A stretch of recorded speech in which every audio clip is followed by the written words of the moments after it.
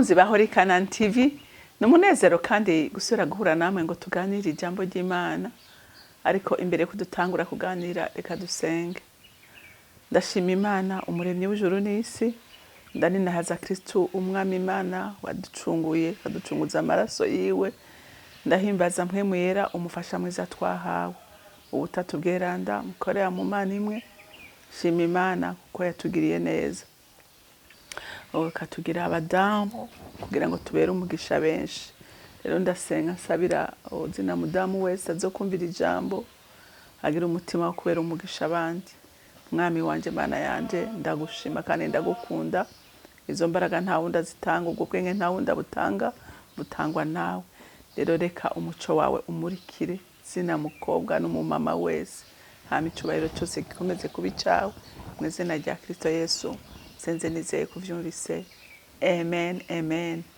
Kuko twabisezeranye turacari ku mugore w'agaciro, umugore mwiza, umugore afise ndangagaciro, n'umugore yakira abantu. Haleluya. Urugo rwiwe rukakira abashitsi. Iyo wakira, iyo ufise ibiganza bitanga, nukuri Imana iraguhezagira. Haleluya. Kuko abugirira neza nabo barakwitura ibyiza. Haleluya. Ariko muze muraba urugo rwugaye nta muhezagiro ruronka. Haleluya. Urugo rwugaye rutugururira abantu nta mugisha rubona. Reka rero dusome ijambo ry'Imana mu bami ba kabiri, turasoma igice ca 4, dusome kuva ku murongo w'8 dushikane ku w'10. Umunsi umwe Elisa aja i Shunemu, kandi hariyo umugore w'umushunemukazi aramugobera ngo amuzimane. Maze uhereye ico gihe iyo aciyaho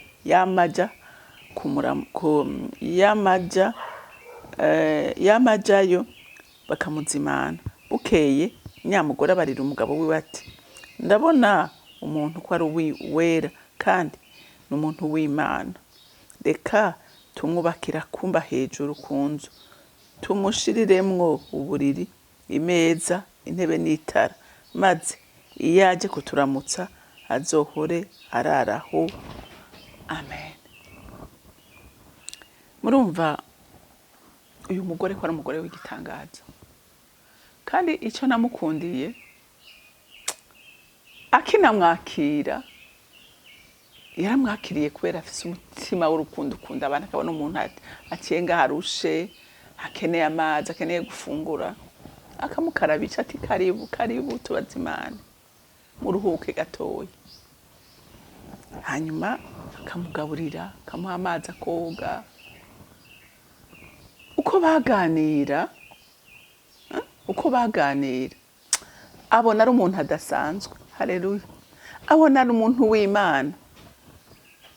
Ariko wigenda babwire kugira ngo ashobore gushika ku rugo rugeze abona ko ari umuntu w'Imana, nuko yari umuntu yemera kugururira abantu, yari umuntu atimana. Hari abagore b'Imana, hari abagore inzu zabo ata muntu ashaka kuzinywamo n'amazi, ndetse nabo batunze baririra mu nzu babamo. Nagira ndakubwire ngo nta mugisha uri ku buzima bwawe. Umva, ibiganza bitanga nivyo bironka. Haleluya. Ibiganza bisohora nivyo bironka.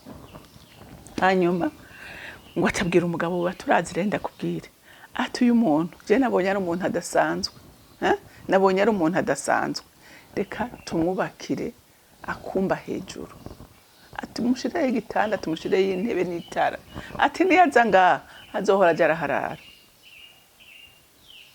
Umugabo wiwe kuko hajya iyo uri umugore w'agaciro, iyo uri umugore yubahisha ikintu ubwiye umugabo, abazi ko ari ikintu gifise agaciro, ntashobora kucanga kubera hari ico yakubonyemo. Mugabo hariho uwundi yovuga ntiyumvigwe kubera akora ibintu bitagira ikimazi. Ariko kubera yarazi ko uyu mugore ari umugore w'umutima, ari umugore adapfa kuvuga ibintu, adashaka gukora ibintu gutyo oye, hari ico yabonye, umugabo yaramwemereye. Hanyuma ngo baramwubakira. Bamwubakiye, uyu mugore ngo yari ngumba. Yari ngumba. Mwumve gukora neza ntivyijana. Haleluya. Ineza y'umuntu ntihera. Ineza y'umuntu imuvyarira iki? Iramuvyarira umusaruro. Uyu mugore ngo yari ingumba. Hama ngo Elisa ngo abaza umukozi wiwe ati mbega uyu mugore ivyiza yadukoreye tuwe twomukorera iki? Ngo aramuhamagara ati mumpamagarire ati urashaka ko ndakuvugira kubatwara ukamenyekana? Amubwira ati oya tevye ntavyo nkeneye. Hama uwundi munsi ngo Gihazi aramubwira atega ndakubwire ati inzu nta mwana bafise. Ati nta mwana bafise.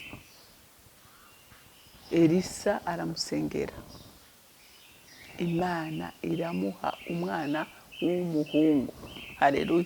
Bisigura ngo ineza ukoze ntishobora kwijana. Igikorwa ciza cyose ukoze Imana iragihemba. Haleluya. Igikorwa uri umugore nta yindi nyungu nimwe, nta yindi nyungu nimwe yazaga kuri uyu muntu. Yabikoranye urukundo, abona umuntu yama cangaha ashonje arushe, aravuga ati uyu muntu ukumufasha. Rero nawe nagira ndakubwire muntu w'Imana, igikorwa cyose uzokorana urukundo atayindi nyungu uri kuraviza. Kuko iyo ukoze ikintu amugahembwa urumva impembo wa wayironse. Mugabo igihe ukoze ikintu akaba atayindi nyungu ukeneye, Imana ntishobora kucirengagiza. Imana ntishobora kukereka gutyo. Haleluya. Nico gituma ntera intege zina mu mama wese. Hezagira abantu, girira neza abantu, kunda abantu, kunda abantu. Je n'abamama kenshi nkunda kubibabwira, nayo batatufise koroga amazi ushiremo amayani, umuntu akugendeye umuhe n'amazi, umuhe n'agacayi, umuhe n'agacayi. Urugo rwawe hajya rusigamo umugisha ko n'ijambo ry'Imana rirabivuga. Ngo umuntu niyazi wawe ukamuzimana ahasiga umugisha, kandi nato watura Imana yo irawuhasuka. Kubera iki? Kubera Imana ntiyivuguruza ku ijambo ryayo. Ngo naho kizoba ikirahuri cy'amazi utanze gusiga umugisha aho hantu. Rero wowe udashoboye kuwutanga, Imana iba yabonye ko wakoze. Uyu mugore aravyara mu busaza, urumva Imana iramuhezagira kubera iki? Kubera yagiriye neza umuntu w'Imana. Siniko ndavuga ngo nukugira umuntu w'Imana neza, umuntu w'Imana gusa. Zina muntu wese ubona ko akwiye kugirirwa neza, mugirire neza. Haleluya. Nawe ejo uzogirirwa neza. Turafise naye nyinshi z'abantu bagize neza, bagirira neza abandi, kandi babironkamwe inyungu. Haleluya. Babironkamwe inyungu nyinshi. Sinirwa ndavuga birebire, muga nawe ndazi kuzifise, nanye ndazifise nyinshi, nawe urazifise. Donc abantu bagira neza baragirirwa neza, abantu bavomera abandi nabo baravomerwa. Rero badamu beza, uyu turiko tuvuga mudamu, wovuga ngo ko atari ko aravuga abagabo, ubu turiko tuvuga abadamu. Haleluya. Burya kenshi abadamu ibintu byo kuzimana, ibintu byo kwakira nitwebwe biraba cyane. Rero Imana yo mwijuru ibampezagirire. Uri mwiza Mana kandi ugira neza, urera kandi uragororotse. Ndashima Mwami Imana ko dufise ibyitegererezo bikomeye muri Bibiliya dukwiye kwigira ko nk'abana b'Imana. Reka batagira umutima wo gutanga no kwakira abantu, Mwami Imana bagira iyo nyota n'iyo nzara, kuko ari inyungu kuri bo. Mwami ndagushimiye kandi ndakuninaje, icyubahiro cyose kibi cyawe, mu izina ry'Umwami wacu Yesu Kristo senze gutyo. Amen.